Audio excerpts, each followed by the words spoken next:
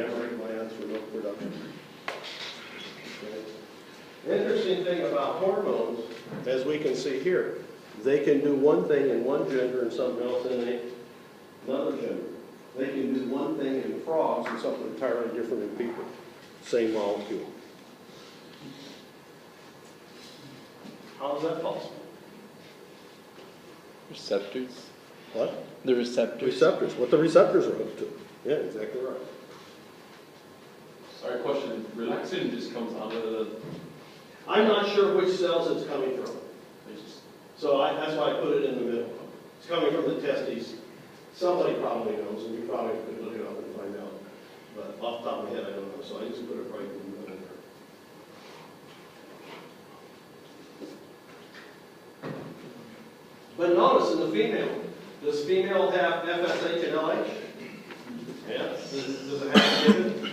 Do they have inhibin? Do they have relaxin? Yeah. Okay. So let's look at functions of testosterone. Stimulate Sertoli cell activity, as we saw.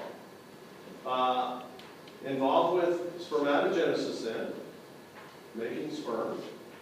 Primary sex characteristics, such as development of the testes, development of the penis. Second, remember, primary sex characteristics are what you need to what? Reproduce. Whereas secondary sex characteristics allow us to say what? Mature, immature, male, female, right? Well, certainly a penis does that as well, okay? But more muscle mass in males. Heavier skeletal mass. It never ceases to amaze me how these people who study bones can pick up a bone and say, well, that's a woman, 27 years old. Now, there's some bone structures it's easy to tell male from female. Pelvic girdle is one. So the pubic arch in males is narrow, and in females it's wide. Get the baby out, you know. So that's easy. But they pick up a skull and say, no, that's an Asian female, 50 years old. But they spend their whole life studying these differences. Okay, heavier skeletal mass, wider shoulders, narrower hips, deeper voice, larger voice box, Adam's apple, pubic axillary hair, hairier skin, thicker skin, increased oil gland secretions, behavior. We talked last time about aggressiveness in males, right? And how aggressiveness and reproduction are opposites of the same coin. It doesn't do males any good to be aggressive if the females aren't receptive. We're talking about, you know, whatever, moose, lion, whatever, okay? Because if you're aggressive and the female isn't receptive, you may get hurt and then you have no chance to reproduce, because even if you win the fight, she's not interested. So you want to make those two things, aggressiveness and reproductive interest, sex drive, tied to the same hormone. You know? And now, of course, in human society, we expect males to do what? Control that, right? Whereas animals don't. But I was talking to Brother Bruder the other day, and he was agreeing with my statements. If you look, and maybe I made these statements to you already, but if you look at child abuse to the point of death, where the child dies, and that's not talking about some father popping his kid in the nose, okay? But the kid actually dies. It almost inevitably is a boyfriend or a stepfather. They know from many, many studies that stepfathers don't treat the stepchildren quite as nicely as they treat their natural children. Now, I'm not trying to scare anybody from, you know, my number 2 son is married for the second time, as is she, and she brought 2 little girls to the. So most guys are good guys, blah, blah, blah, blah. But if you look at what's going on in the negative side, it seldom is the natural father who goes to the extremes, you know. And I remember my mom and dad got divorced. My dad, they both eventually remarried, but when my dad remarried, he called up and he says, I'm thinking about getting married. He said, well, I'm just not sure. She's got 3 kids, you know. So he wanted to marry this woman, but he was concerned that she already had what? 3 kids, see? And I said, well, how old are the kids? And she said, well, he said, 2 are married, 1 just graduated from high school. They're adults, you know? But you see, what a male doesn't want to put resources, this is all subconscious, but doesn't want to put resources into somebody else's kid. I spend all my resources raising some other guy's baby who's successful, me or him. Him, not me, in a biological sense, you see? And males are very concerned about that.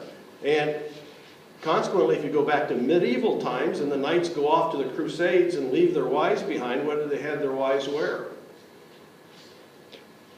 A lock. Chastity belts.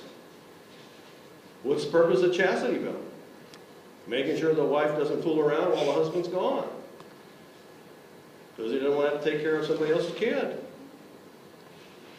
So, when I taught in Kentucky, I probably had one woman, at least one that I knew of, in every section that was married to an older guy that was 20 years older. Now most of you would go, oh. But these women were not, these were 20-year-old women, married to 40-year-old guys, you know. And so I questioned about it. Why? Every one of them gave the same answer. Many of them, not all of them, but many of them gave a second answer. And if they gave a second answer, it was always the same. Okay? First answer was the first husband abused them. Okay, would hit them and that sort of stuff. They got tired of it, they got divorced. The older husband treated them nice.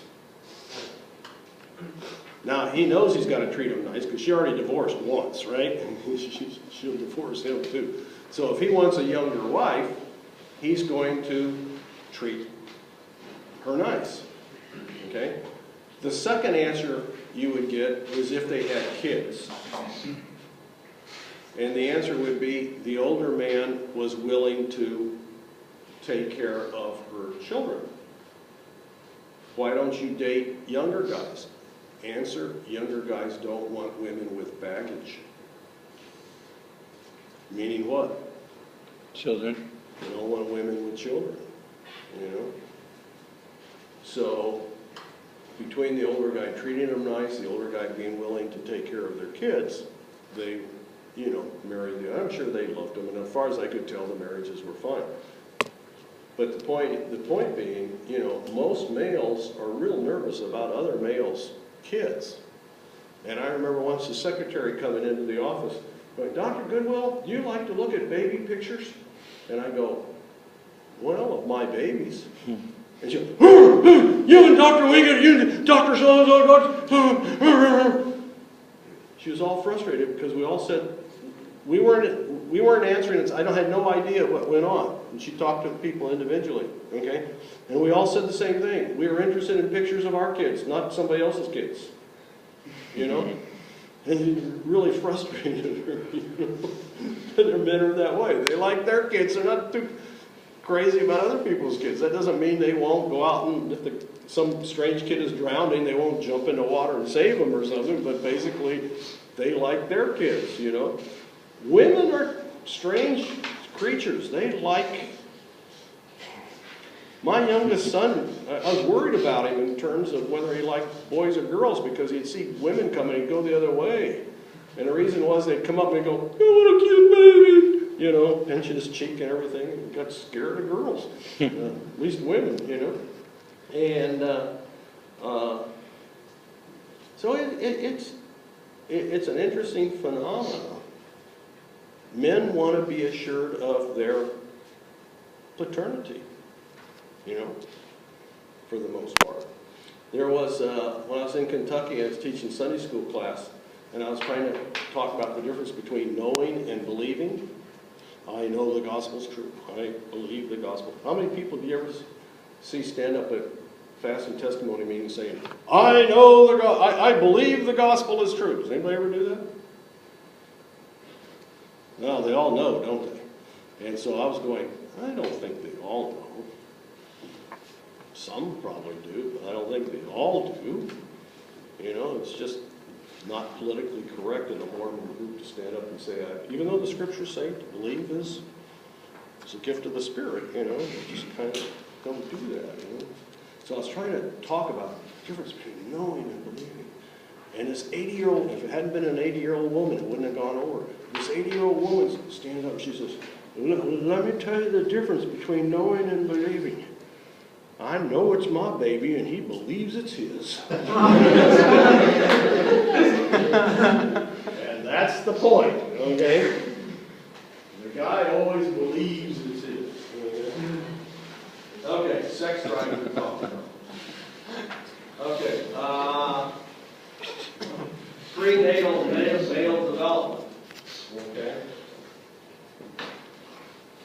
Negative feedback.